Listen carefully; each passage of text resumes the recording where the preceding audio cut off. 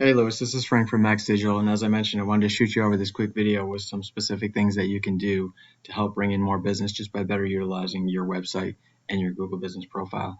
So I'm sure you probably are already aware of this, but this is kind of what's showing up when I look for your website, either on my laptop here or on my phone. So I'm not sure. It looks like the site is down, or there's something because it's not secure. I'm being blocked from being able to use it for use at least from my Chrome browser on both devices. But anyway, I wanted to show you. I ran a Google search for AC repair in Orlando, and here's the search results page that comes up. And since 90% of the people never click past the first page, if you are looking to grow your business, you would want to get onto this first page in as many different areas as possible. There's three different sections to the page. The top section is the Google advertisers, and you can see here that you have this business here, Frank Gay Services, that is showing up both in the top section and then is also the number one website down here in the organic listings.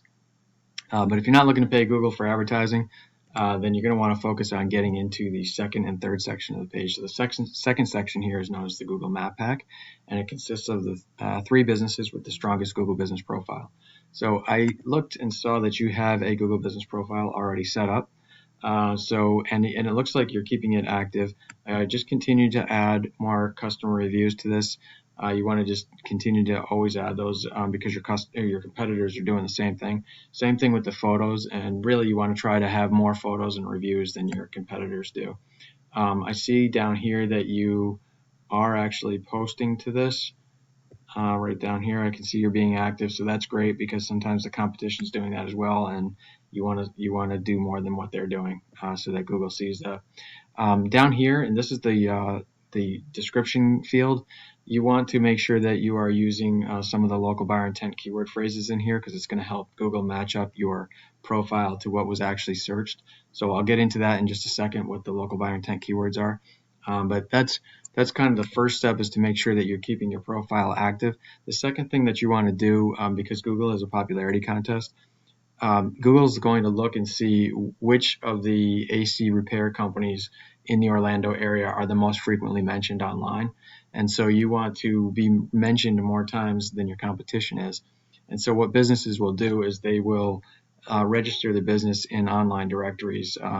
There's thousands of directories out there like Yelp.com, Angie's List, Nextdoor.com, just to name a few.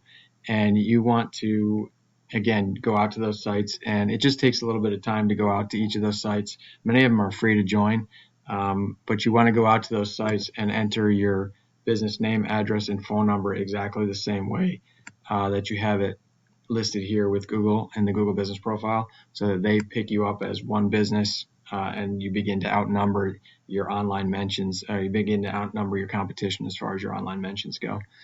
So that's how you get into the map pack. 30 to 40% of the traffic is going to go to the businesses listed here.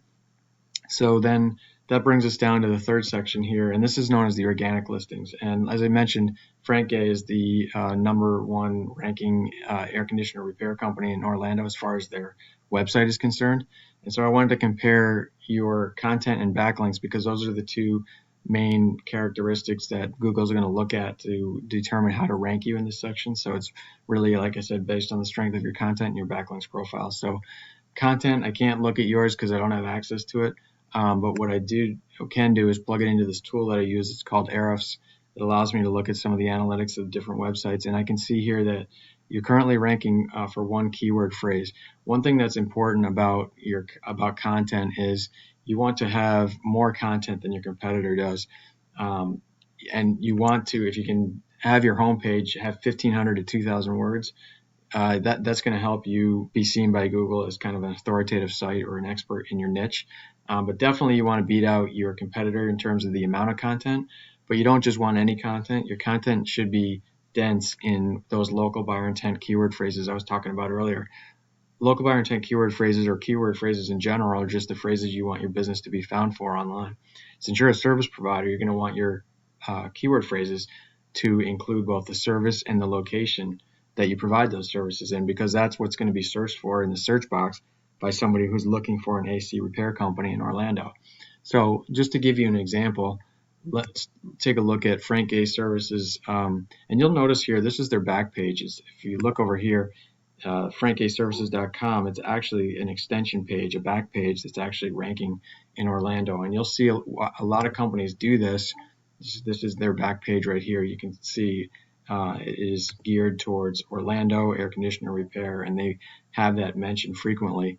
And the reason why they do that is because, if you look here at their, or this is their keywords, they're ranking for 355 keywords. They have, you can see this one here, AC repair near me. Oh, that one's not really a local buyer intent keyword. The near me is just going to be picked up by wherever their device is located at the time. This here is a local buyer intent keyword phrase, AC repair Orlando. You can see it's searched 1,300 times per month, and they are ranked in this particular keyword phrase in the second position. So there's a lot of different variations for how somebody may type in that they're looking for an AC repair company in Orlando, and you can see here these are some of those variations, and you can see they each have their own individual monthly search volume. That if you're ranking high in either in the map pack or in the organic section of the page, the results page, you're going to be able to participate in all this volume that otherwise you would not be if you're not in that section. So back to your competitor's site here, they have this back page here because it allows them to dedicate a whole page where they can fill in this page basically with all of those individual keyword phrases, those local buyer intent keyword phrases.